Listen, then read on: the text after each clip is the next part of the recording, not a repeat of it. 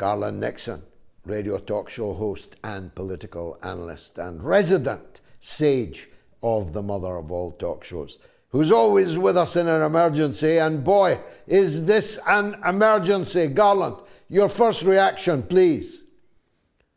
Well, I'm not surprised. The only question really was whether Joe Biden would step down as the nominee and president, or whether he would try to hold on to his position as president. So far, he's working to hold on to his position as president, of course, as would be expected. The Republicans are screaming at the top of their lungs, he has to go. If he's not competent to be the nominee, then he is not competent to be president. So the other big question was, would he nominate Kamala Harris? It's kind of well known around Washington, D.C. that he's not really crazy about Kamala Harris. He never was. I don't think he ever forgot her for the infamous, I was that little girl speech. So now they've got Kamala Harris, and I suspect things are going to go downhill from here for the Democratic Party. I feel that although they're making a show of unity at the moment, when the polls begin to demonstrate that Kamala Harris is even more unpopular than Joe Biden, the hue and cry for a replacement is going to increase, is it not? Absolutely. And of course, now the question is, will they attempt to nominate her in early August prior to the convention, or will they wait until the convention, have an open convention, and try to have the various factions of the ruling elite compete for their, like a kind of a horse race where the factions of the ruling elite all bring their fastest horse. In this instance, I guess Kamala Harris will be seen by, I believe, the Hillary Clinton faction really supports her. They're the ones who put her in place in the beginning.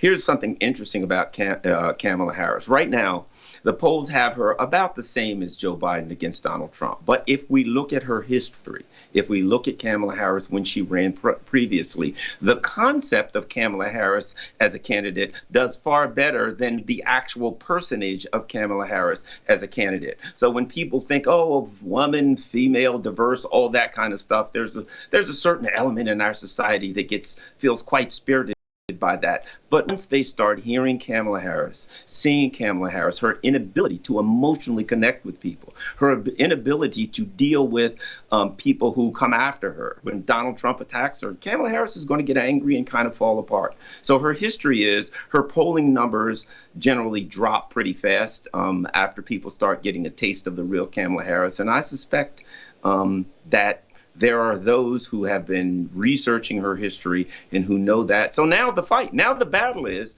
will it be Kamala Harris? I suspect yes. Yeah, but my guess is that that's not a battle that is finalized yet.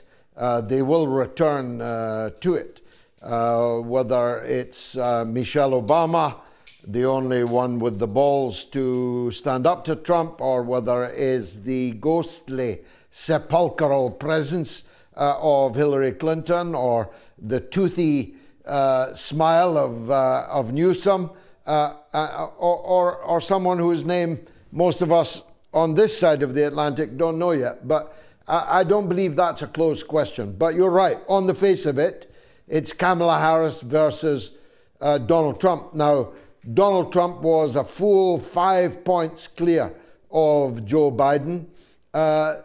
He's bound to be happy or not happy at Joe standing down. I suppose the best outcome for him would have been a continuation for some more weeks of speculation and doubt.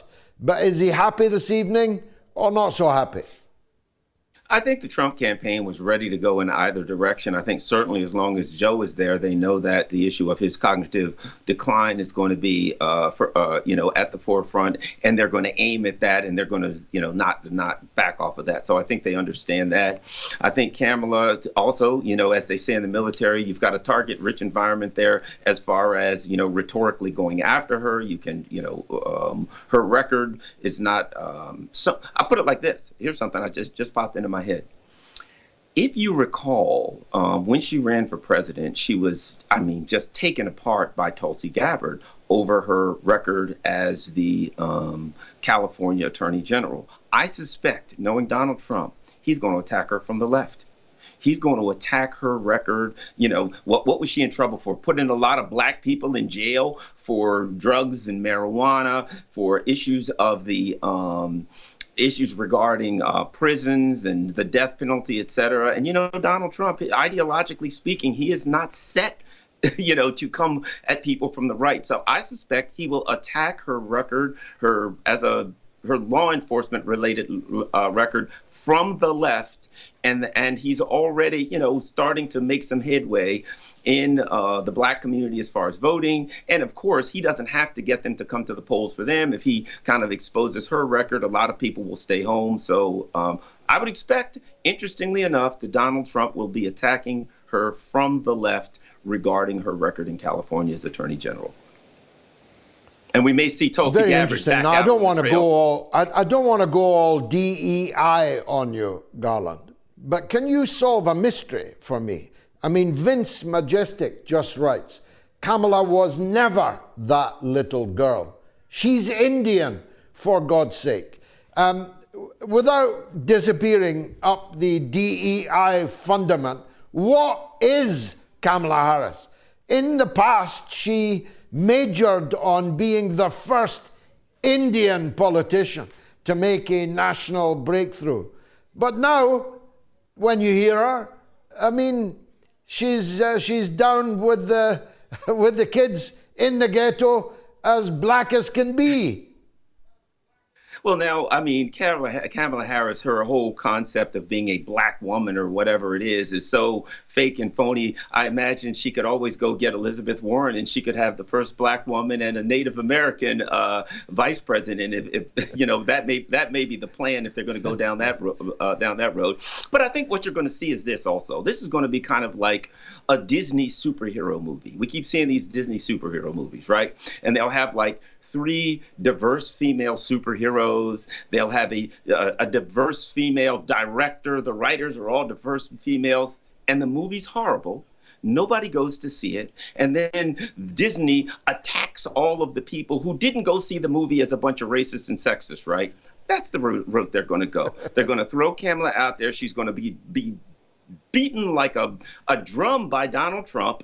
Her numbers are going to crash. And then they're going to attack the voters on Twitter and say they're a bunch of misogynists and sexist, and that's why she's crashing. The great thing is for Donald Trump is the party's in chaos. 3-4 months for the election, they have no clue what they're going to do. They don't have a decent nominee. And I suspect, just like Macron, just like Sunak, what we're seeing is Biden and his followers. You know, if Schultz were to run, what would happen, right?